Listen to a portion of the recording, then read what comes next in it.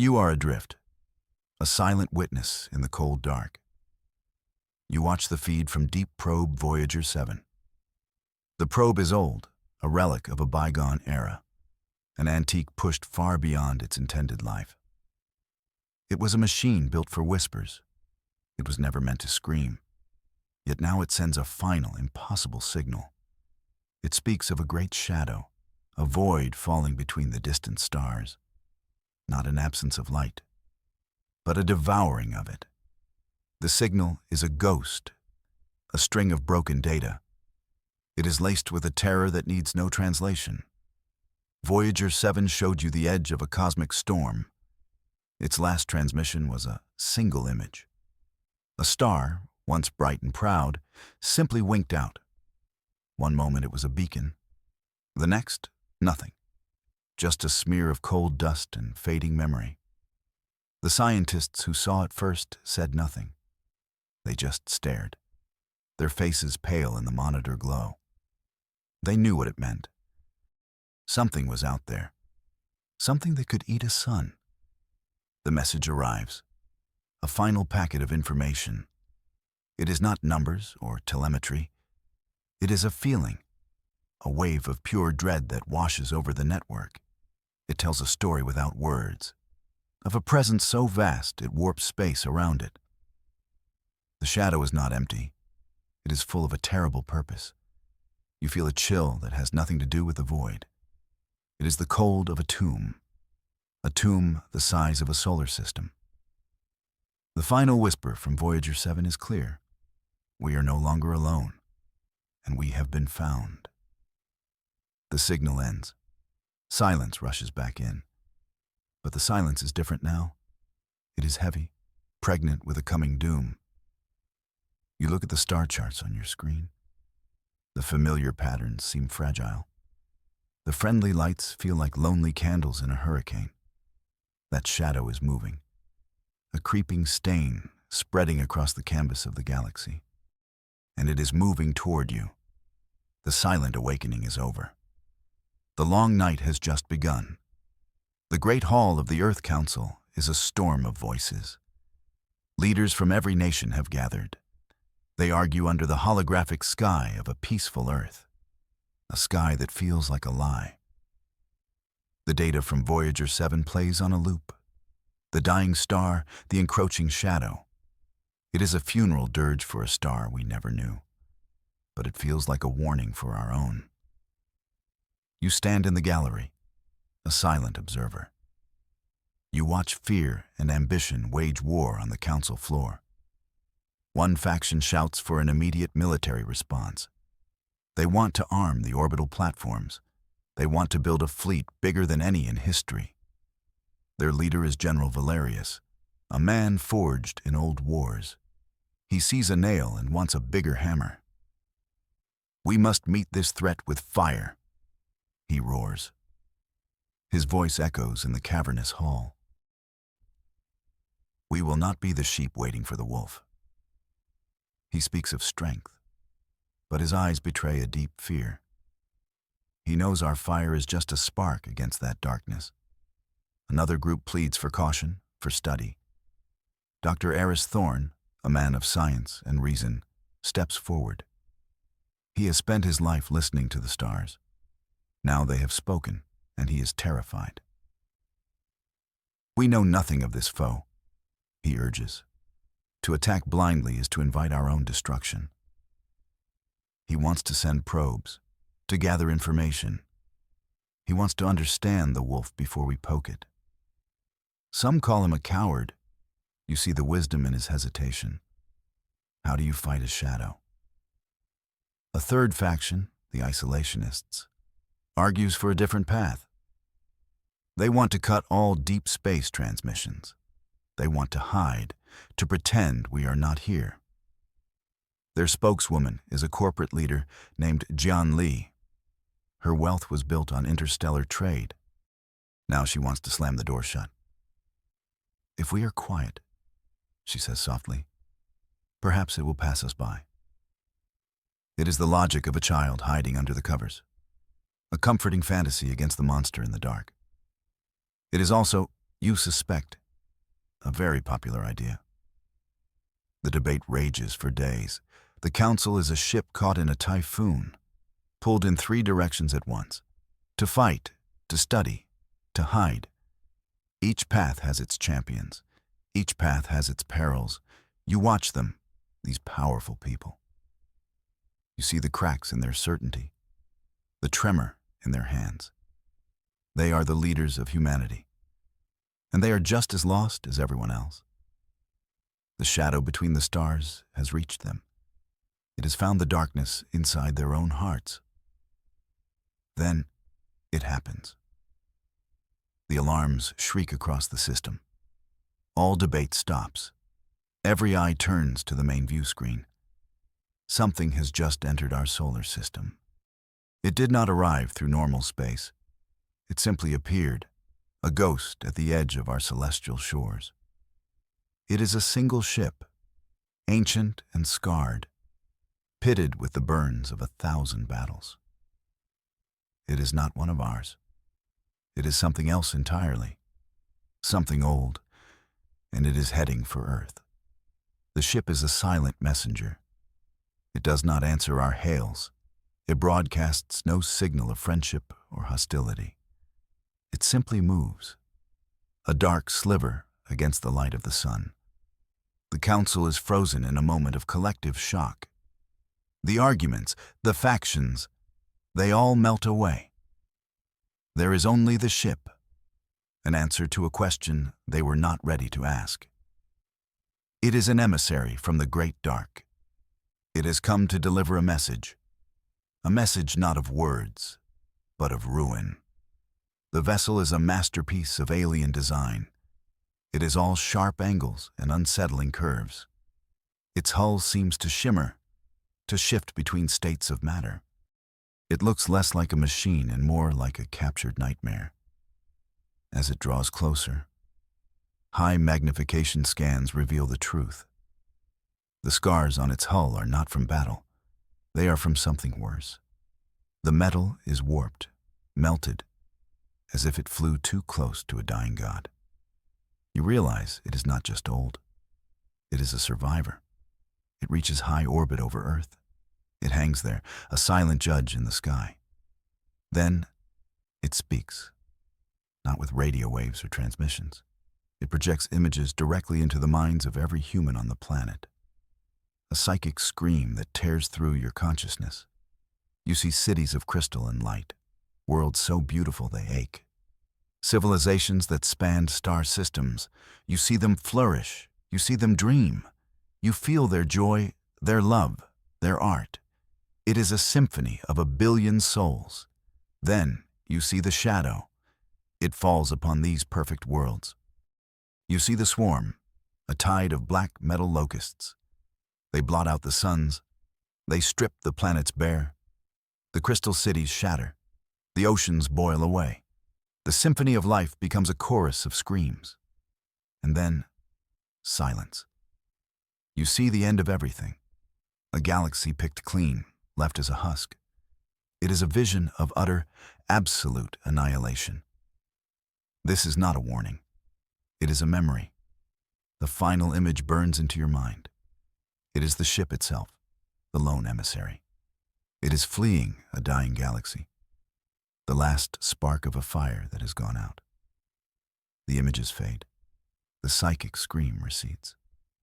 You are left with a ghost of that horror. The council hall is silent. The leaders, the general, the scientist, the isolationist, they all stare into space. Their faces are masks of dawning comprehension. The emissary has shown them the truth. The wolf is not coming. It is already here, and it has tasted galaxies before. You feel a new presence in your mind. It is the being within the ship. It is not a creature of flesh and blood. It is a mind without a body, a being of pure energy, the last survivor of its race. It speaks to you now, not in images, but in pure thought, a language of concepts and emotions that needs no grammar. It is the emissary, and it has a name for the enemy. It calls them the devourer, The emissary's thoughts are a river of sorrow. It tells you of its people, the Lumen, beings of light and reason. They were a peaceful race, explorers and builders. They had charted 1,000,000 worlds. They believed they were the universe's only children. They were wrong. The Devourer came from the void between galaxies, a place the Lumen thought was empty, a place where life should not exist. The Lumen's first contact was their last. The Devourer did not communicate. It did not negotiate. It simply consumed. It is a foe that craves energy above all else. It is drawn to stars, to the light and heat of life. The Lumen's worlds were beacons in the dark, beacons that called their own doom. The emissary shows you the battle, the Lumen's fleets of light against the Devourer's tide of darkness. It was a war of fundamental forces. It was a war they could not win. For every Devourer ship they destroyed, 1,000 more took its place. The emissary is a refugee, the last of its kind. Its ship is a tomb, carrying the psychic echoes of its entire civilization. It has been running for millennia, fleeing across the universe, watching galaxy after galaxy fall. It warns you that the Devourer is not a natural phenomenon. It is an intelligence, a cold, calculating mind that directs the swarm. Its goal is not conquest. It is consumption. It seeks to devour all light, all life. It wants to return the universe to the perfect silence of the void. You ask the emissary, what is the Devourer? The thought forms in your mind, a chillingly simple answer.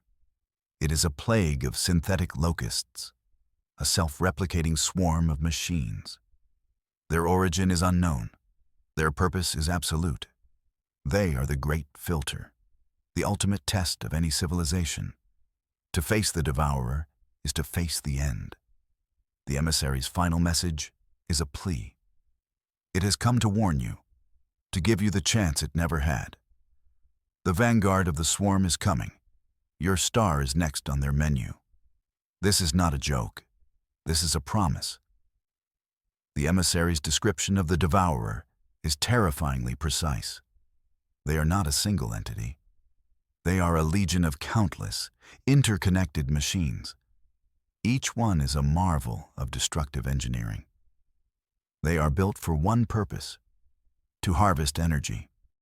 They land on a planet and burrow deep into its core. They drink the heat of the world's heart. They unfold great solar sails to catch every ray of its sun. They leave nothing behind but a cold, dead rock. They are a galactic migration, a swarm that moves from one feeding ground to the next. They leave a trail of dead galaxies in their wake, a cosmic scar of darkness and silence. The emissary explains their method. They send out smaller vanguard fleets first, scouts that identify ripe targets. Once a galaxy is marked, the main swarm follows, a wave of darkness that can take centuries to pass. But when it does, nothing remains. No light, no life, no hope. You see through the emissary's memory. You witness a world like Earth. Blue oceans, green continents, cities full of life. Then the vanguard arrives. Small, fast ships that blot out the sky. Panic turns to resistance. The world fights back with everything it has. Nuclear fire, kinetic weapons, energy beams. The Devourer ships barely seem to notice. Their hulls are adaptive. They learn. They evolve. What works once will never work again. They are the perfect predator. Then the main swarm arrives. It is not a fleet. It is a moving wall of black metal. It stretches from horizon to horizon. It blocks out the stars. The sky turns to night, a night from which there is no dawn. The locusts descend. They are relentless, emotionless. They do not hate the life they extinguish. They are simply indifferent to it. It is just fuel. You watch as the world is consumed. its light snuffed out like a candle. It is a chillingly efficient process, an industrial-scale extinction. The emissary's warning settles in your soul like a shard of ice.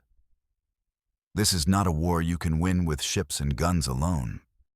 The Devourer is a force of nature, a hurricane of synthetic claws and teeth. How can humanity fight such a thing? You are a civilization that still argues about borders. You fight over scraps of land. The Devourer eats suns for breakfast. It feels like an ant trying to fight a boot. A bad joke with a terrible punchline.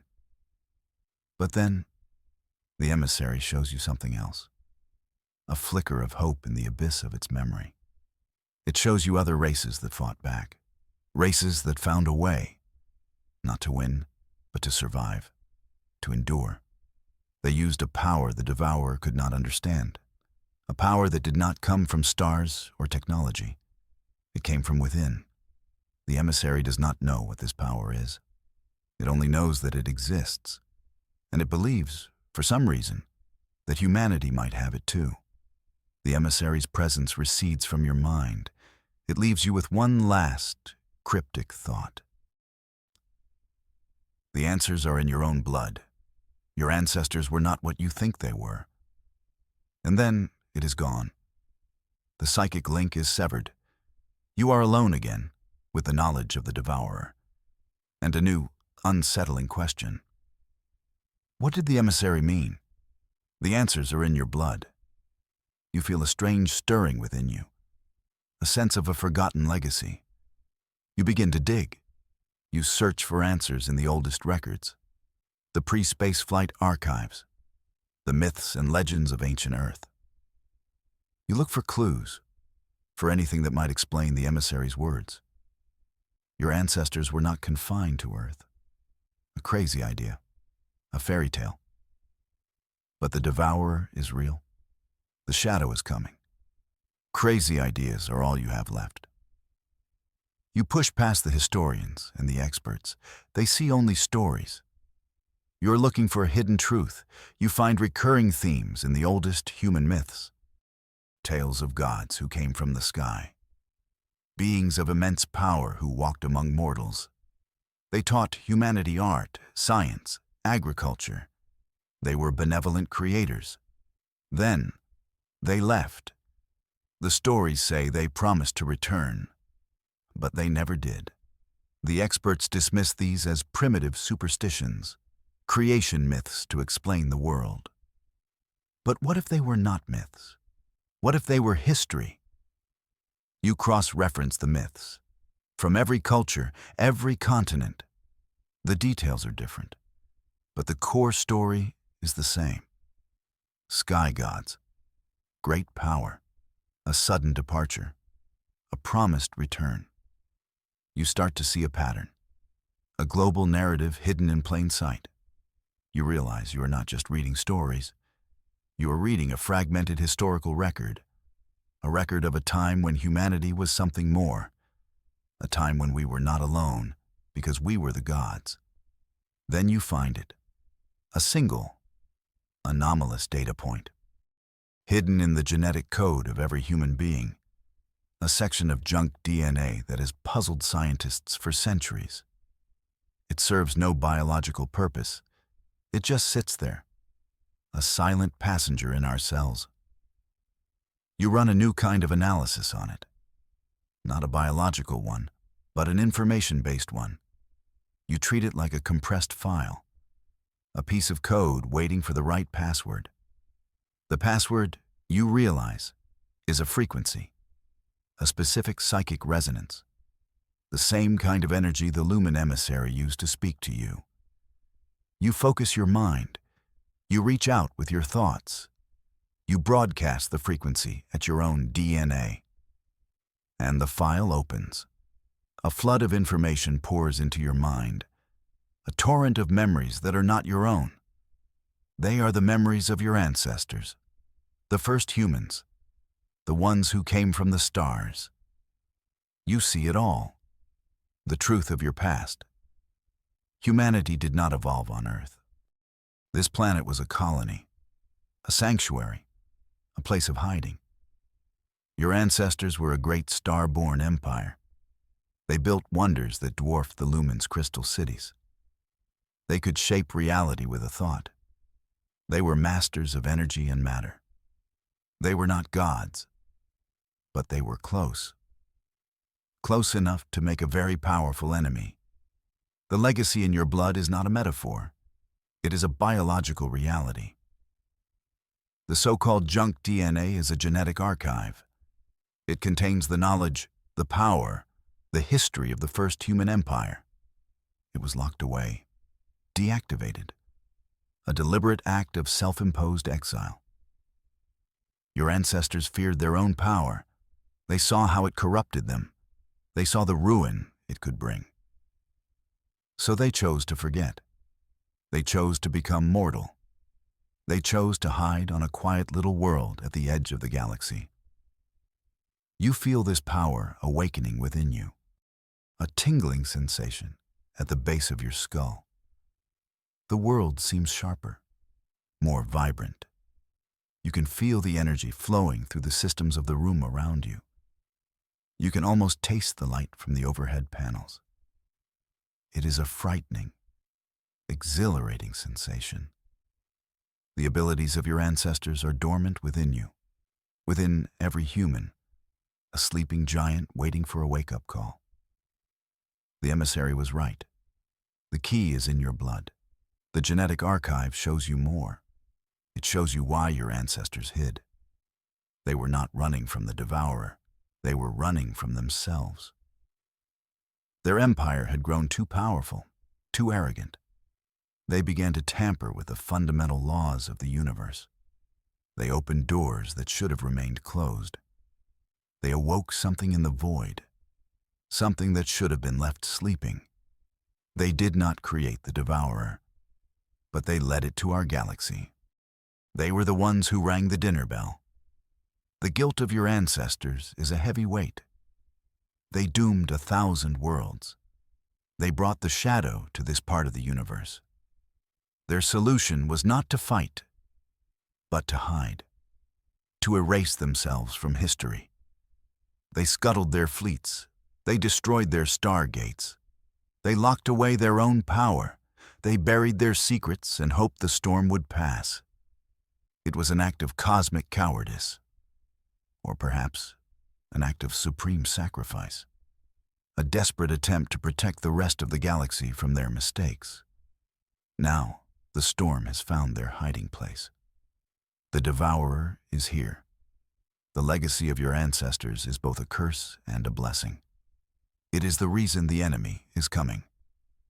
And it is your only hope of survival. The genetic archive is not just a history book.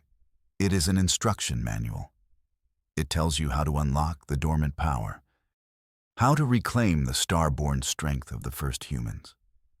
But it also gives a stark warning. This power is a fire that can forge a new future, or burn your civilization to ashes. You now know what you must do. The archive mentioned a place, a final repository of their knowledge. A data vault hidden not on Earth, but on its moon. A place called the Hidden Archives. It was built to survive the long sleep, to be a final failsafe in case the old enemy ever found them. It holds the secrets of their technology, the schematics for their ships, the science behind their power. It is humanity's last, best hope. You have to get there. You leave the council hall behind. The arguments of the leaders seem small and meaningless now. They are debating which twig to use against a forest fire. You know the truth. You carry the weight of it. You requisition a small shuttle, a fast courier vessel. You tell the authorities it is for a priority 1 scientific mission. They do not ask too many questions. The arrival of the emissary has thrown everything into chaos. In the confusion, you slip away. The journey to Luna is a quiet one. You watch Earth shrink behind you, a beautiful blue marble, so fragile, so unaware of the power sleeping in its people. You feel a profound sense of loneliness. You are the only one who knows the truth, the only one who understands the true scale of the coming war. It is a burden that feels heavier than any mountain. You are no longer just a citizen. You are the inheritor of an ancient, terrible legacy. The location of the hidden archives is etched into your mind. A memory from the genetic archive, a specific crater in the Sea of Tranquility, not far from where the first astronauts from Earth once walked. A little bit of historical irony. The new beginning for humanity is located right next to its first one. As you approach the crater, your shuttle's sensors pick up nothing. There is no structure, no energy signature, just rock and dust. Your ancestors were very good at hiding things. You land the shuttle near the crater rim. The lunar landscape is stark and beautiful, a world of silent grays and brilliant whites. You step out onto the surface. The dust of the moon crunches under your boots. You walk to the coordinates from the archive. You stand in the center of the crater. There is nothing here. For a terrifying moment, you think you were wrong, that the archive was a dream, a hallucination, that you have come all this way for nothing. But the genetic memory is strong. It tells you what to do. You must use the power, the star-born gift. You close your eyes. You reach out with your mind. You focus your will on the ground beneath your feet. You send a pulse of psychic energy into the rock.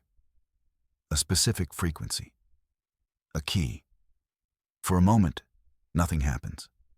Then, you feel a deep vibration. The ground begins to shake. Dust rises in clouds around you.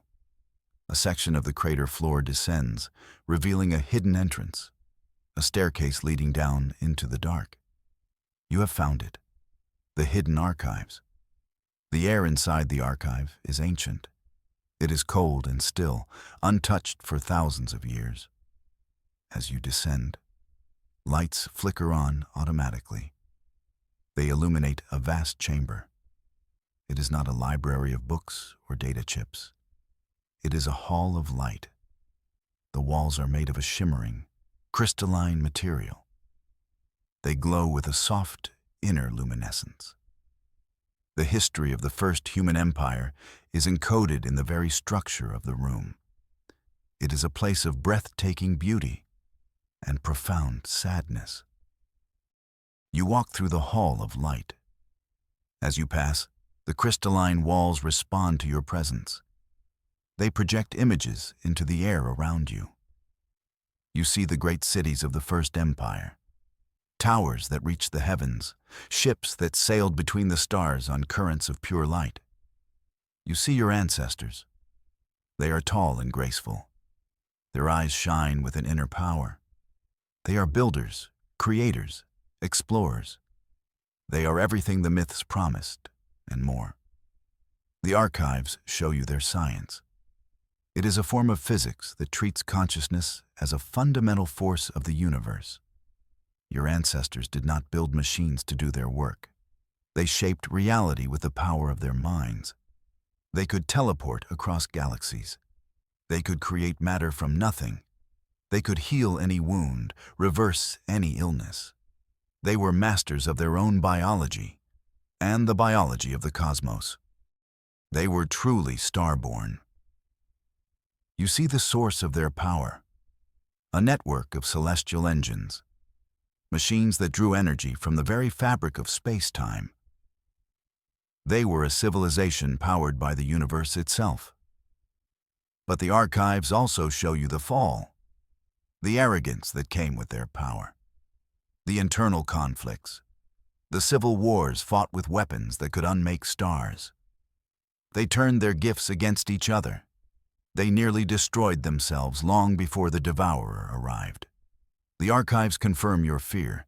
Your ancestors did not create the devourer, but they did attract it.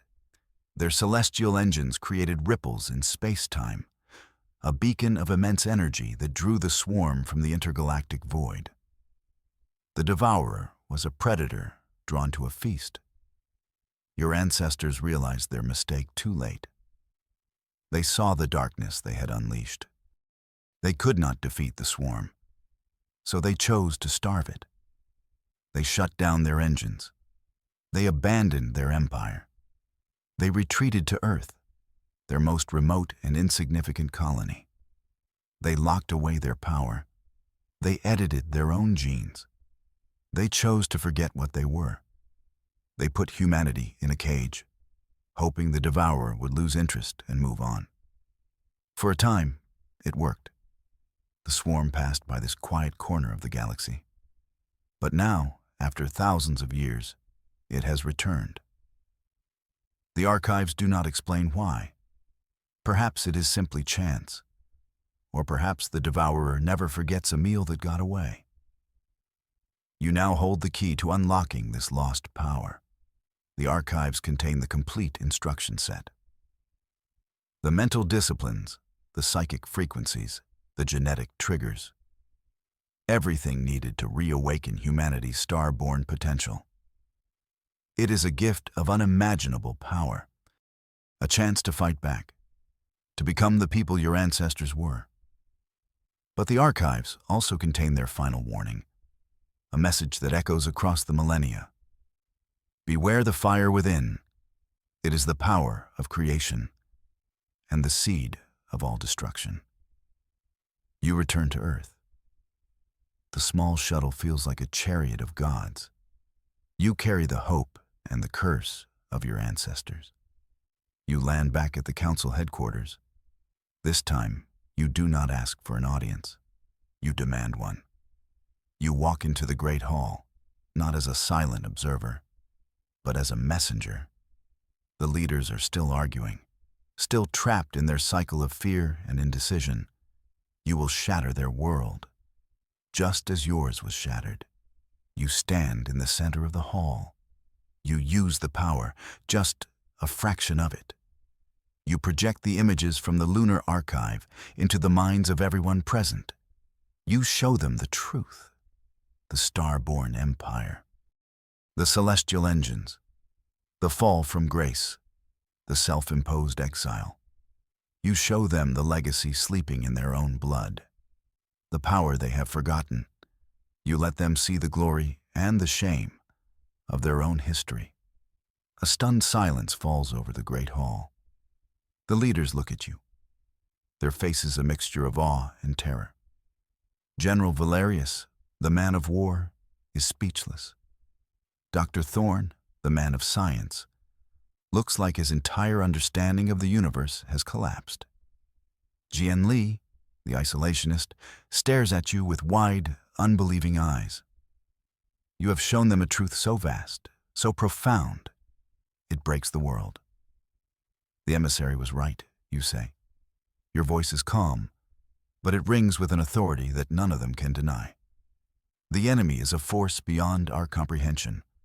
Our current weapons are like stones against a tidal wave. You pause, letting the weight of your words sink in. But we are not the people we think we are. We are the children of a fallen empire, an empire of beings who could shape the stars. You lay out the choice before them, to remain as they are, a fractured, frightened species waiting for extinction, or to reclaim their birthright, to unlock the star-born power, to become the humanity that faced the void once before. It is a choice between a certain end and a dangerous new beginning. We must reforge ourselves, you declare. We must become the weapons this war demands. There is resistance, of course.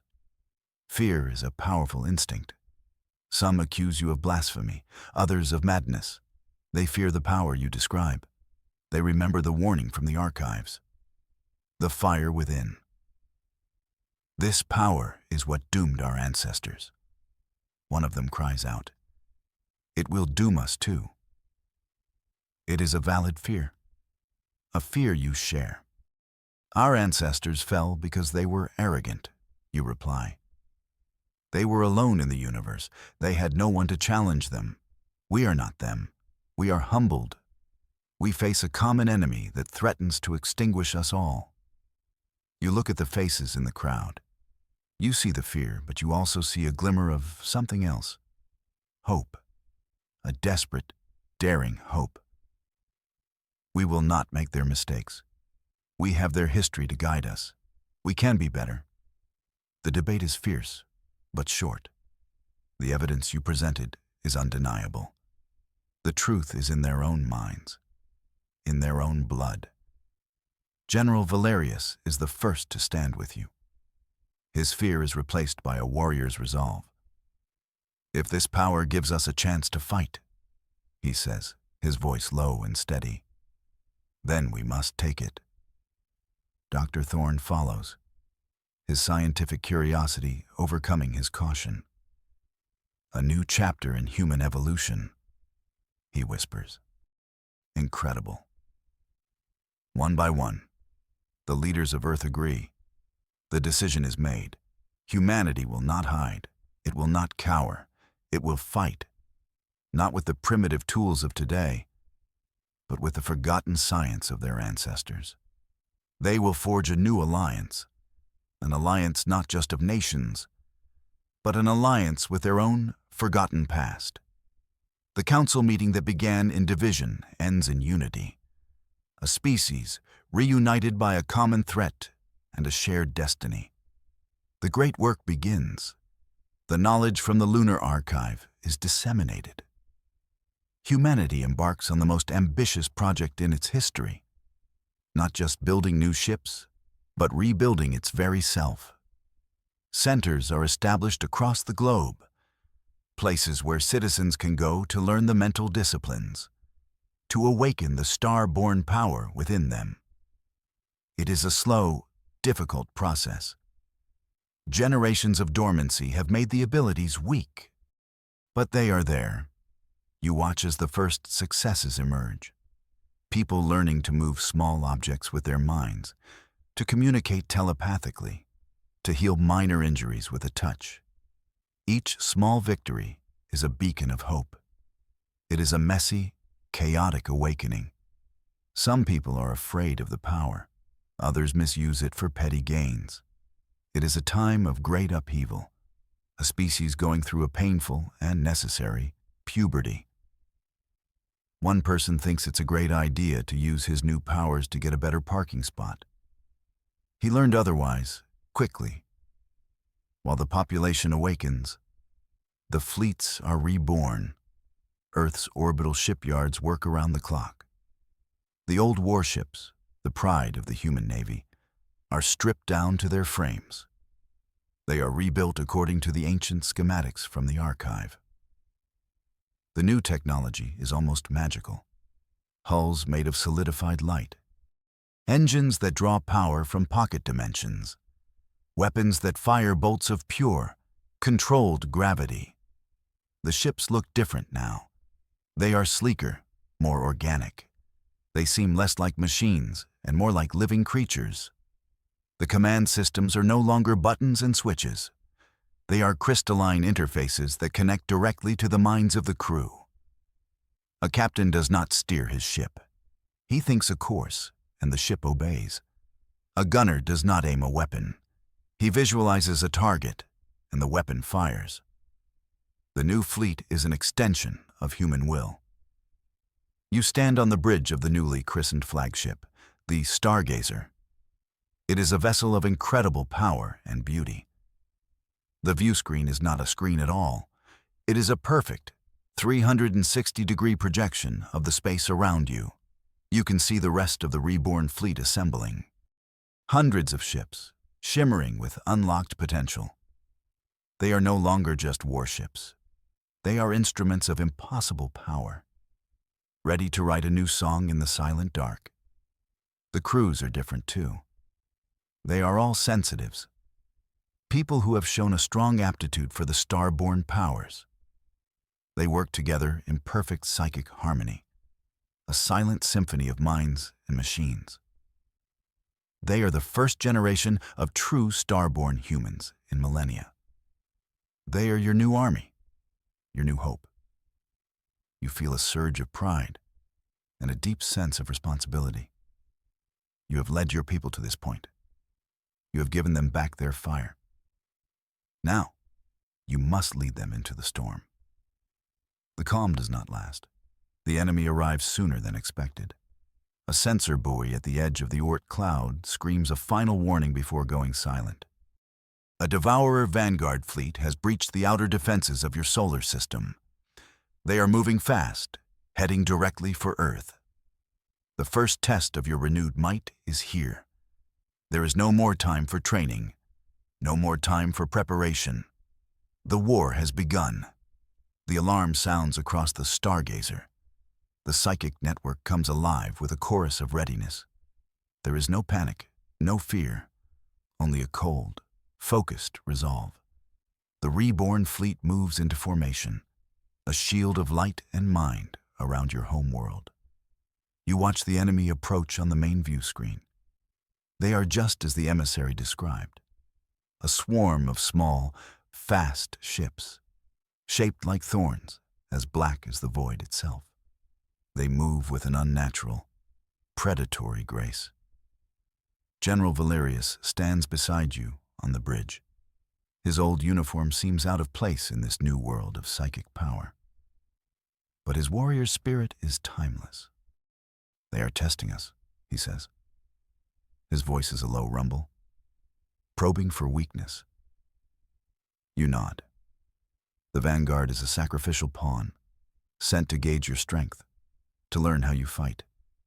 It makes their attack no less deadly. The Devourer ships do not slow down. They accelerate, plunging towards your defensive line. They fire their weapons, beams of raw, chaotic energy. In the old days, such a barrage would have overwhelmed your shields in seconds. But you do not have the old shields. You have the shields of your ancestors. Raise the Aegis, you command, not with your voice, but with your mind. The thought ripples through the fleet. A dome of shimmering, golden energy erupts around the human ships. It is not a solid barrier. It is a fluid, dynamic field of force, controlled by the collective will of the crews. The Devourer beams strike the Aegis shield. They do not explode. They are absorbed, assimilated. The energy of their attack is redirected, used to strengthen the shield itself. It is like trying to drown a fish in water. The enemy's power only makes you stronger. The Devourer's swarm seems to recoil in surprise, a flicker of confusion in their collective machine mind. This was not the response they expected. They have never encountered a defense like this. You press your advantage. Open fire, you command. The reborn fleet unleashes its own weapons, not beams of light or plasma, but waves of focused gravity. The space around the Devourer's ships warps and distorts. The enemy vessels are crushed, twisted, torn apart by the invisible forces. Their adaptive hulls cannot evolve against an attack on reality itself. It is a slaughter. The Vanguard fleet, which could have conquered the old Earth in a day, is shattered in minutes. The black thorns are broken against your golden shield. It is a victory, a stunning, overwhelming victory. A cheer goes up across the psychic network, a wave of triumph and relief. The celebration is short-lived. As the last Devourer's ship implodes, it sends out a single, tight beam transmission. A pulse of data aimed at the void beyond your system. It was its final act, a report to its masters. The Vanguard has completed its mission. It has tested your strength. It has shown the main swarm what you can do. The victory feels hollow now. You have won the battle. But you have just told the real enemy exactly where you are and how you fight. The debris of the Vanguard fleet is a stark reminder. You won, but it was not without cost. Several of your ships sustained damage. The Aegis shield, while powerful, required immense mental concentration. The crews are exhausted. You pushed your new abilities to their limit. You learned a valuable and terrifying lesson. The enemy's tactics are brutal and direct. They feel no pain. They have no concept of self-preservation. They will throw themselves at you until you break. You analyze the data from the battle. You study the wreckage of the Devourer's ships. Their technology is alien, but brutally efficient. They are not designed for elegance. They are designed for consumption. The most chilling discovery is in their core programming. There is no strategy, no grand plan, just a simple, unbreakable directive. Consume all energy. They are a plague with a one-track mind. This makes them predictable and utterly relentless. A council of war is held on the Stargazer. The mood is somber. The victory over the Vanguard has bought you time, but not much. The main swarm is coming. The data from the Vanguard's final transmission has shown them your capabilities. They will adapt. The next wave will be bigger, stronger. They will not make the same mistakes twice. Your golden shield might not be enough next time. This is a war of attrition you cannot win. You have a few hundred ships. They have 1 billion. Dr. Thorne presents a grim calculation. Based on the size and speed of the main swarm, you have weeks, maybe a month. Then, they will be here, and they will blot out your sun. The reborn fleet is powerful, but it cannot fight a tidal wave. You can win battles, but you will lose the war. The truth settles over the command staff like a shroud. You have reawakened your ancient power only to face an unavoidable end. A truly cosmic joke. It is General Valerius who breaks the silence. The old warrior, the man of fire and hammers. We cannot win a defensive war, he says. His eyes are hard, so we will not fight one. He points to the star chart, to the projected path of the Devourer's swarm. They are a swarm, and every swarm has a center, a queen, a mind that directs it. The logic is simple, brutal, and undeniably correct. The emissary told you of a cold, calculating intelligence behind the swarm. The data from the Vanguard confirms it. There is a central command unit, a core that coordinates the entire Devourer collective. If you could destroy that core, you could break the swarm. You could turn the tide of locusts into a cloud of mindless, directionless machines. We need to cut the head off the snake, Valerius growls. It is an insane idea, a desperate gamble. To strike at the core would mean flying directly into the heart of the swarm.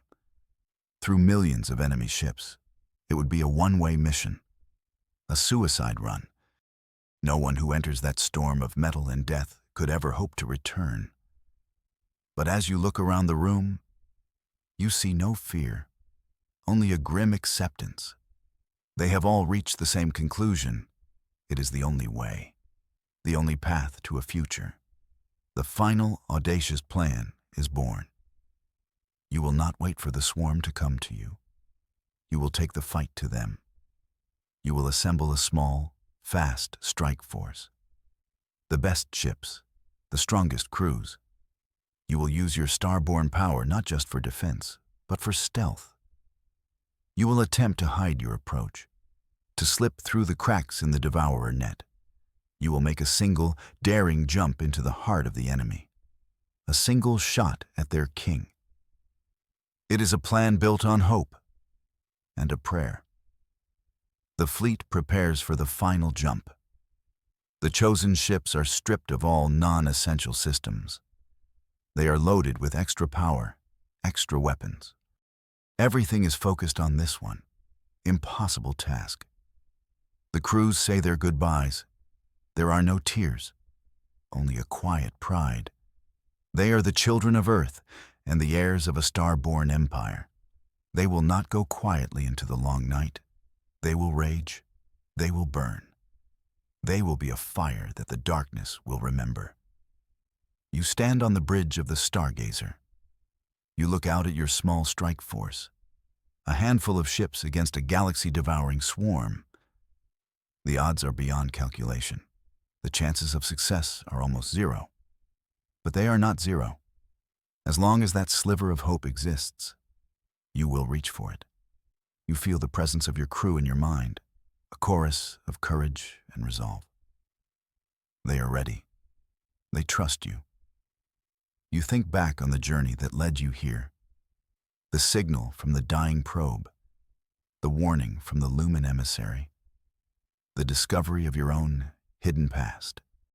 You are the product of 1,000 generations, the inheritor of a forgotten legacy. You are the echo of the first stargazers, the first humans who dared to look up at the night sky and see not an empty void, but a home. They were pioneers. They were explorers. And now, you are their final echo, their last hope. You look at the face of General Valerius. The old warrior gives you a slow, solemn nod.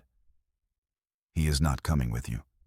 His place is here, defending Earth to the last. Make them remember us, he says. His voice is thick with emotion. You will. You turn your attention to the view screen, to the star chart showing the target coordinates, the heart of the swarm, the center of the storm. You close your eyes.